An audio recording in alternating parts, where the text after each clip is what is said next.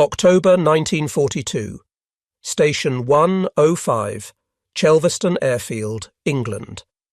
The surgical tent filled with another wounded navigator as Colonel Malcolm Cummings-Grow bent over the operating table, his hands working to remove fragments of German flak from the young man's chest cavity. The metal shards had torn through his leather jacket as easily as paper through cloth. Grow's mind recorded what his eyes had seen dozens of times before in recent weeks. The trajectory was low velocity. The wound pattern suggested the fragments had already lost most of their energy before impact. If only there had been something, anything, between this young man's skin and the exploding shell fragment outside his bomber. Through the surgical tent, Grow could hear another B-17 landing, engines coughing after crossing the channel from another daylight raid into the heart of Hitler's Reich. In the distance, more ambulances approached. The mathematics were becoming unbearable. Nearly 70% of the casualties streaming through his field hospital shared the same wound characteristic. Slower-moving missiles, flak fragments that tumbled through the air after anti-aircraft shells burst around American bombers at 20,000 feet. Pieces of the aircraft itself, torn loose by explosions and transformed into deadly projectiles inside the cramped fuselages. The young navigator would survive. Others that day would not. As the surgeon stepped away from the operating table, he made a decision that would alter the mathematics of aerial warfare. These wounds were preventable. The technology to prevent them already had existed for centuries. Someone just needed to ask the right question in the right place. Within months, that question would save the first of what would eventually become thousands of lives. The collapse of unprotected bomber crews had begun on August 17, 1942, when the 97th Bomb Group launched the first American heavy bomber mission of the war. 18 B-17 flying fortresses crossed the English Channel to attack the marshalling yards at Rouen-Sotteville in occupied France. Major Paul Tibbets led 12 bombers against the primary target, while 6 others flew a diversion mission. All aircraft returned safely, but the relatively light opposition near the French coast would prove deceptive. As the 8th Air Force pushed deeper into German-controlled territory through autumn and winter of 1942, the casualty statistics began telling a grim story that contradicted every assumption about daylight precision bombing. October 1942 brought the first comprehensive analysis of 8th Air Force combat casualties. Medical officers compiled data from every wounded airman who passed through British hospitals. The numbers revealed a pattern that stunned military planners who had expected the primary threat to be German fighter aircraft and their machine guns. Instead, the analysis showed that approximately 70% of all bomber crew wounds resulted from relatively low-velocity projectiles. Not bullets from Focke-Wulf 190s or Messerschmitt 109s, but fragments of exploding anti-aircraft shells and pieces of the bombers themselves torn loose by flak bursts. The flak environment over occupied Europe was unlike anything American air planners had anticipated. German anti-aircraft batteries, called Flugabwehrkanone, or flak, had been developed and refined during years of combat. By late 1942, the Luftwaffe had positioned thousands of guns around strategic targets. The standard 88mm flak gun could fire shells to altitudes exceeding 30,000 feet. Each shell carried a time delay fuse designed to detonate at a predetermined altitude, transforming the shell casing into hundreds of razor-sharp fragments travelling at lethal velocities. Colonel Grow understood the medical implications immediately. The October analysis revealed that torso wounds constituted the majority of fatal injuries. Chest wounds accounted for 36% of fatalities among unarmoured crews, while abdominal wounds added another 39%. Combined, wounds to the body core represented 75% of all deaths among bomber crews. The mathematics were straightforward. Protect the torso, reduce fatalities. But the solution was not obvious. The United States Army Air Forces had no body armor program in 1942. The concept of personal armor had fallen out of military favor during World War I, when experiments with steel vests proved the weight was prohibitive for infantry soldiers who needed mobility more than protection. Aviation warfare presented different parameters. Bomber crews were already encumbered by oxygen equipment, parachutes, and heavy flying suits. They operated in confined spaces where mobility mattered less than survival. Most critically, they faced a specific threat profile dominated by slower-moving fragments rather than high-velocity bullets.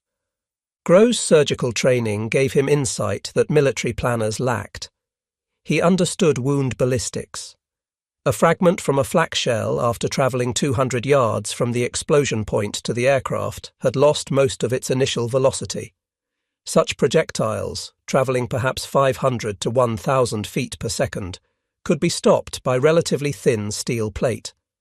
The same principle applied to fragments of aircraft structure torn loose by explosions.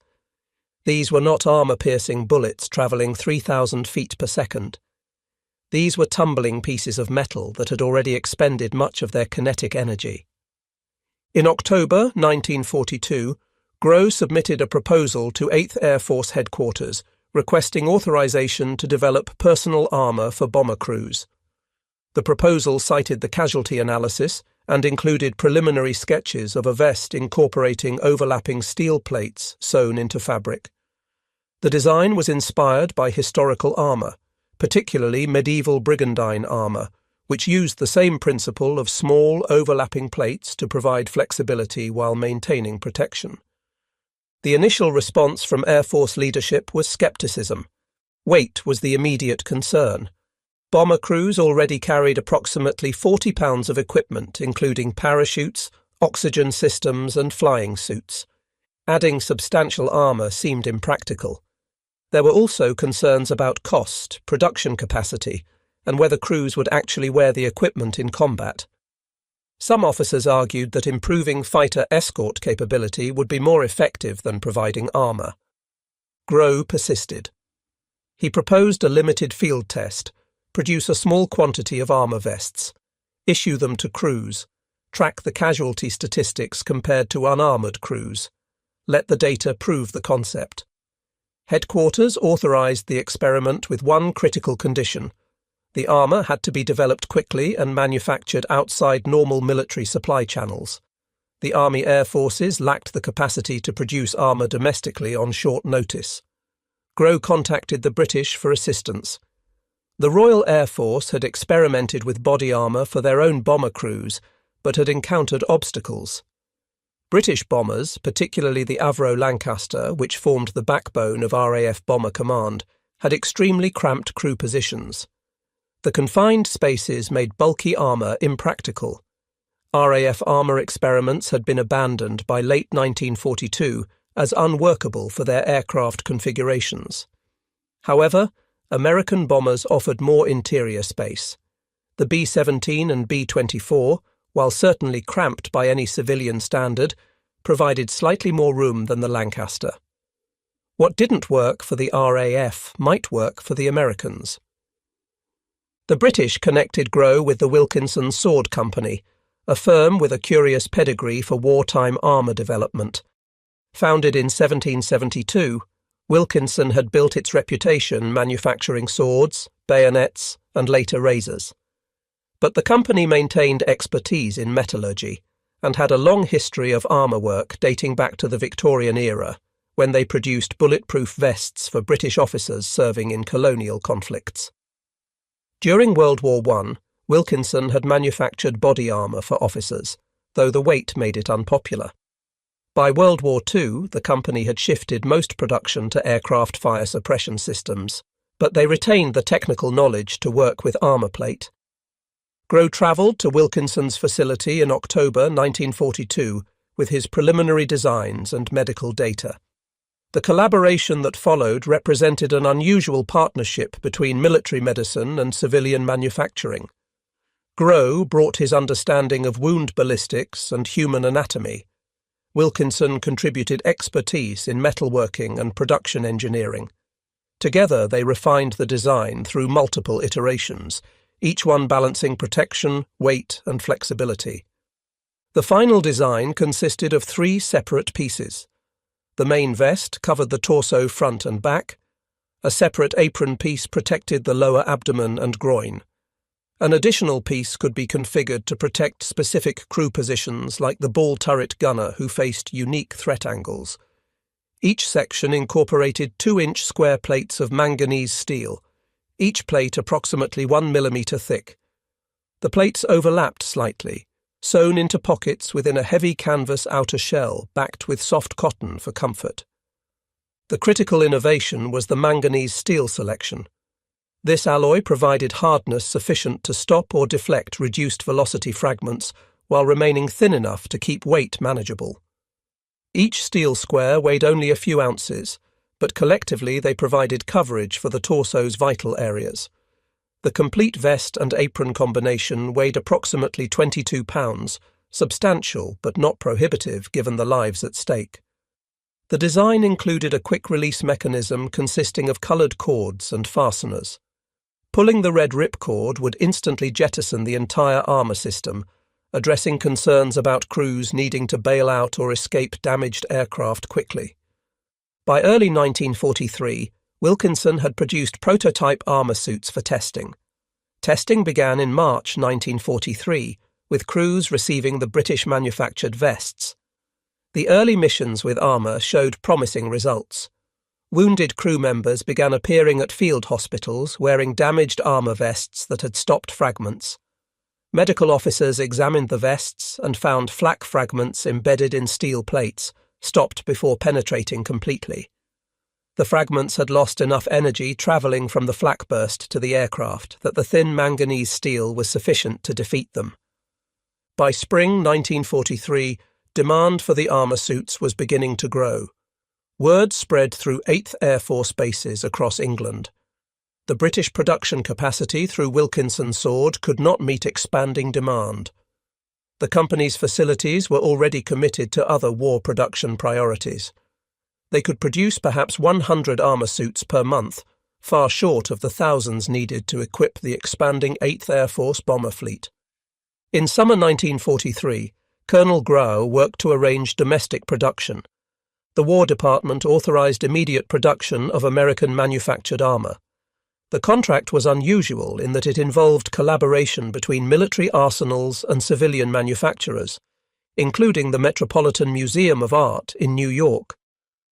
The museum's armour workshop, staffed by medieval armour experts and skilled craftsmen, became the primary design research facility. These specialists studied historical armour designs, particularly 15th-century brigandine armour, and adapted the principles to modern materials and manufacturing techniques. Stephen Grantsay, curator of the Metropolitan Museum's Arms and Armour Department, led the research effort. His 1945 article in the Metropolitan Museum of Art Bulletin described the process. The design of Armour Vest M6, which is the latest standardized flyer's armour, is based on one of the museum's brigandines dating from about 1400. The suits of armour in the exhibition halls are constantly studied for suggestions, and no type which seems to hold the slightest promise of adaptation is overlooked. Heavy armour for the military sport of jousting, lighter battle armour, shirts of mail, scale armour, and the quilted jackets of Renaissance days have all been carefully examined. The collaboration between medieval armour experts and modern military engineers represented one of the most unusual research partnerships of the war. Museum craftsmen, who normally restored priceless historical artefacts, were now designing life-saving equipment for bomber crews. The expertise accumulated over centuries of armour development was suddenly relevant again in an age of aerial warfare. American production began in mid-1943, with multiple facilities producing variations of the basic design.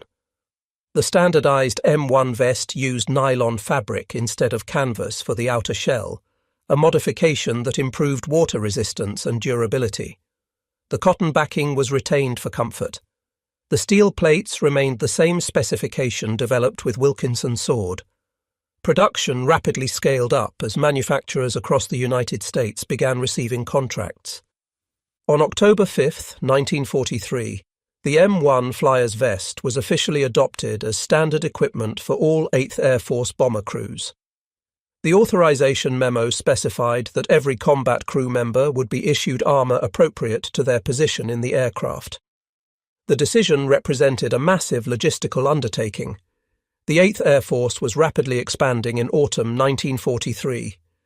New bomb groups were arriving in England monthly. Each group required hundreds of armour suits. The M1 vest weighed 17 pounds and 6 ounces, lighter than the British Wilkinson model due to improvements in plate arrangement and fabric selection. Pilots and co-pilots, who sat in armoured seats that protected from below, received a modified M2 vest with less rear coverage. Ball turret gunners received the M3 apron designed for the cramped confines of their position. Waist gunners got the M4 apron optimised for standing positions. Bombardiers, navigators, and other seated personnel received M5 groin armour to supplement the main vest. The modular design allowed crews to configure protection based on their specific threat exposure. Initial resistance to wearing the armour evaporated quickly once crews experienced it in combat. By early 1944, the armour programme had expanded to include additional protective equipment. The M3 helmet, developed specifically for bomber crews, provided better shrapnel protection than standard infantry helmets. The helmet used overlapping strips of manganese steel over a leather-flying helmet base. The Grow helmet, named after its inventor, featured 5 overlapping steel strips that could stop fragments that would penetrate standard helmet designs. A comprehensive study conducted by 8th Air Force medical officers examined casualty rates comparing armoured versus unarmoured crews. The study, documented in official Army Medical Department histories, examined 1,117 battle casualties from heavy bombardment groups. Among crews not wearing body armour, fatalities from chest wounds were 36% and abdominal wounds 39%. Among armoured crews, these dropped to 8% and 7% respectively, representing a 77.1% reduction in thoracic wound fatalities and 82.1% reduction in abdominal wound fatalities. Additional analysis showed a reduction of 58% in individuals wounded and 60% in total wounds sustained among bomber crews after armour introduction. The armour could not prevent all deaths. Head wounds remained lethal regardless of torso protection. Limb wounds continued to cause casualties. Fragments striking at extreme angles could sometimes penetrate through gaps. Direct hits from larger caliber projectiles could defeat the thin steel plates. But the armour succeeded at its primary mission by stopping the majority of slower-moving fragments that constituted the primary threat to bomber crews. October 14, 1943, brought the mission that would become known as Black Thursday. The second raid on Schweinfurt ball-bearing factories saw 291 B-17 bombers dispatched. 60 bombers were lost, 17 more damaged beyond repair, and 121 returned with battle damage. The losses were devastating, representing over 20% of the attacking force. Medical officers examining returning crews found that armour had prevented many additional casualties. Crew members displayed damaged vests with fragments embedded in steel plates. Without armour, the casualty toll would have been even higher. But the armour could not overcome the fundamental challenges of daylight strategic bombing in 1943. Even with protection, crews faced overwhelming odds during the darkest months of the air war. The turning point for bomber operations came not from armour alone, but from fighter escort. The introduction of P-51 Mustangs with enough range to escort bombers deep into Germany changed the tactical balance. Long-range fighters could engage German interceptors before they reached the bomber formations. The combination of better fighter escort and body armour created a synergy that improved survival rates dramatically by spring 1944. By the time of the Normandy invasion in June 1944, the 8th Air Force had become a mature fighting force. Thousands of aircraft conducted precision strikes against French transportation networks and German defences. The armour programme had equipped virtually all bomber crews. Production had overcome initial shortages. By war's end, 338,780 M1 vests had been produced, along with 95,919 M2 vests. One of the most remarkable aspects of the armour programme was how quickly it was implemented once the need was recognised. From Colonel Growe's initial analysis in October 1942 to full-scale production by late 1943 took just 1 year. This timeline included design development, prototype testing, contractor selection, production ramp-up, and distribution logistics. The programme also represented effective Allied cooperation. The British provided initial production capacity through Wilkinson Sword. British metallurgists contributed expertise in steel alloys. The UK supplied 9,600 flak jackets to the USAAF under reverse Lend-Lease. American manufacturers scaled up production using British designs as a foundation. The Metropolitan Museum of Art provided design research that improved the American versions. The collaboration crossed organisational boundaries in ways that were uncommon even in wartime. Colonel Malcolm Growe continued his innovations throughout the war. Beyond body armour, he developed better oxygen systems that reduced hypoxia at high altitudes. He pioneered rest homes where combat-stressed crews could recover between missions. He instituted psychiatric screening and support programs that reduced combat fatigue breakdowns. His holistic approach to crew health addressed physical and mental challenges simultaneously. In July 1943, Colonel Growe received the Legion of Merit for developing body armour to protect combat crews. The citation noted that a study of wounds showed nearly 70% were caused by missiles of relatively low velocity, and that he led the way in developing light body armour and steel helmet that saved many lives and materially improved combat crew morale. In May 1944, General Growe was awarded the Distinguished Service Medal for developing a device to protect gunners from wind blast, electrically heated clothing, gloves, boots, hand warmers and casualty bags for wounded, wind and fire-resistant face and neck protectors, and a special combat ration for use on long bombing missions. Frostbite cases decreased and flight efficiency increased. After a study of psychiatric failures in combat, he helped institute rest homes, a new special pass system, and special training for medical officers in tactical units. After the war, Growe was appointed acting air surgeon for the Army Air Forces in 1945 and air surgeon in 1946. When the United States Air Force became an independent service in 1947, the medical service initially remained with the Army. On July 1, 1949, Malcolm Growe became the first Surgeon General of the United States Air Force, serving until November 30, 1949. He retired as a Major General on December 1, 1949. He died on October 20, 1960, at the age of 72, having lived to see the full flowering of the body armour programme he initiated. The lessons learned from the World War II armour programme influenced Korean War equipment development. The M1952 vest, issued to ground troops in Korea, used ballistic nylon instead of steel plates, but followed the same modular design principles. Vietnam-era flak jackets incorporated improved materials but retained the basic concept of flexible armour, providing protection against fragments. Modern body armour with ceramic plates and Kevlar fabric represents technological advancement, but follows the same fundamental approach that Colonel Growe pioneered in 1942. The legacy of Colonel Malcolm Growe's innovation extends into the present day. Every police officer wearing a bulletproof vest, every soldier equipped with body armour, every person whose life has been protected by flexible armour technology owes a debt to the flak vest programme of World War II.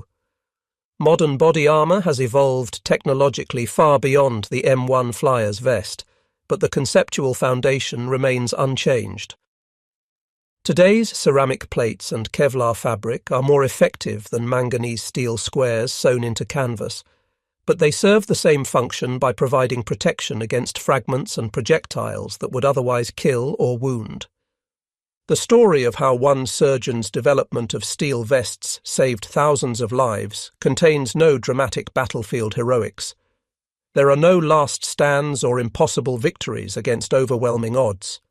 Instead, it's a story of careful observation, data analysis, creative problem-solving, and bureaucratic persistence. Colonel Grow saw patterns in the wounds he treated. He connected those patterns to a solution drawn from history. He collaborated with unlikely partners to develop and test that solution. He advocated for adoption despite skepticism. He succeeded because the evidence was undeniable and the need was desperate.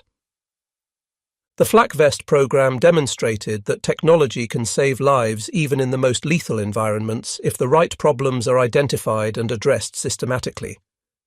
Protection doesn't require perfect invulnerability. It requires adequate protection against the most common threats to reduce casualties to acceptable levels.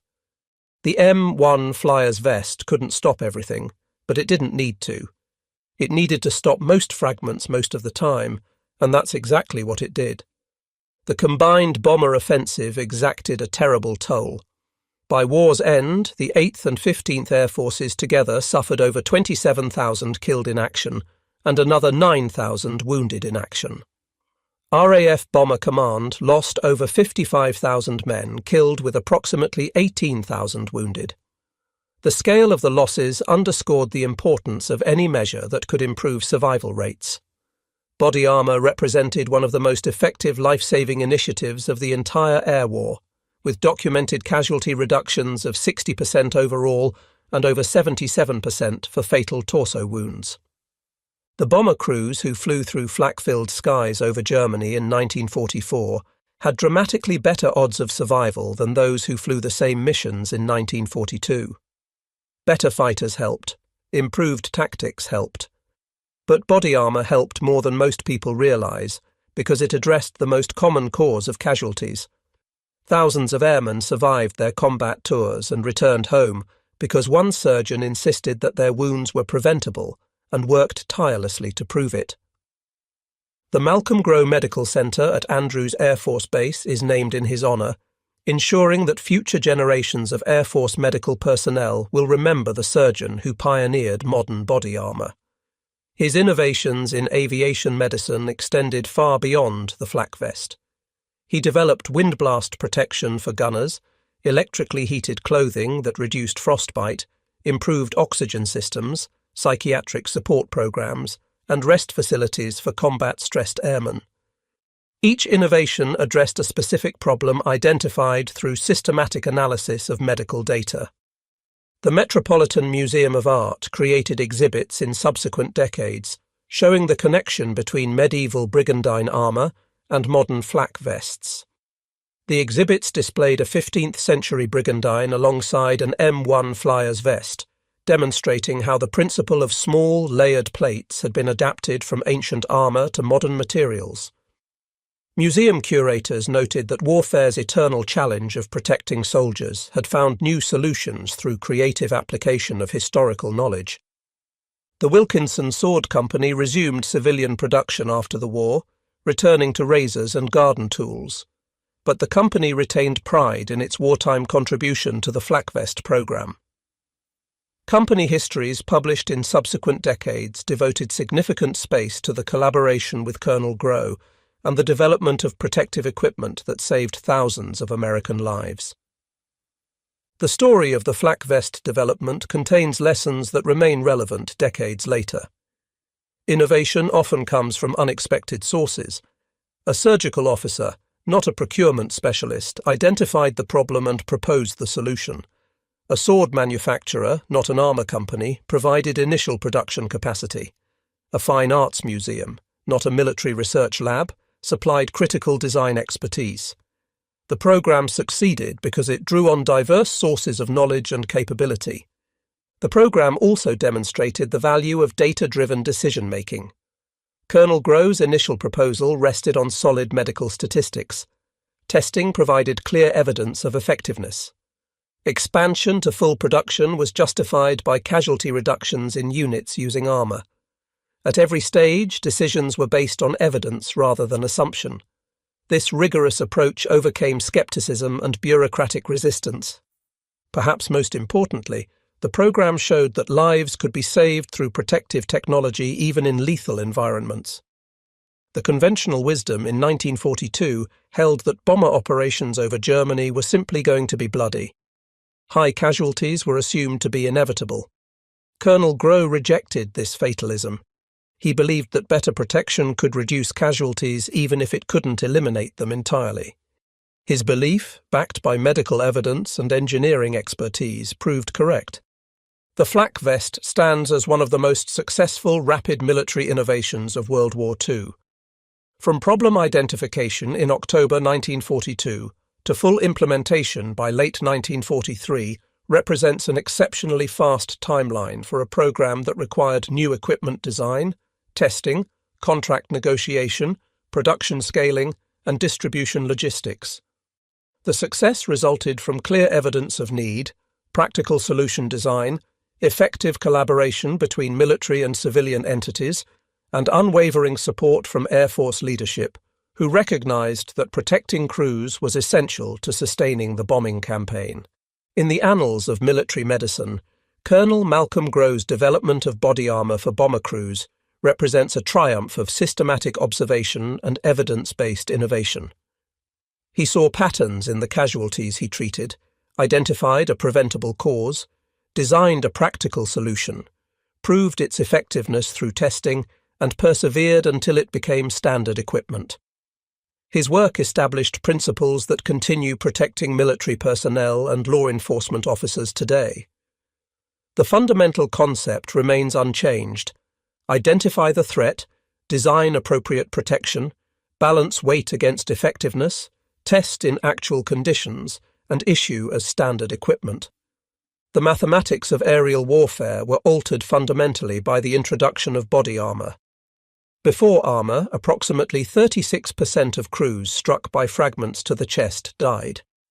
After armor, that mortality rate dropped to 8%. The improvement in survivability changed bomber crew psychology, tactics, and ultimately contributed to the outcome of the air campaign. Crews who believed they had a reasonable chance of surviving their tours flew with more confidence. Commanders could plan more aggressive missions, knowing that crew loss rates were manageable. The story serves as a reminder that innovation often comes from unexpected places, that bureaucratic systems can be navigated when the stakes are clear, that collaboration across boundaries produces better results than isolated efforts, and that data-driven decisions lead to better outcomes than assumptions. Most importantly, it reminds us that individuals can make differences that echo through generations. One surgeon, working with a sword company and a museum, created a solution that saved thousands of lives and changed how militaries think about protecting their people. In their transformation from concept to reality lay not just the salvation of individual airmen, but the validation of a principle that remains vital today: that careful observation, creative thinking, and persistent advocacy can overcome even the most daunting challenges when lives hang in the balance. That is the enduring legacy of Colonel Malcolm Grow's Flak Vest program, a testament to what one determined individual can accomplish when armed with data, dedication, and an unwavering commitment to protecting those who serve.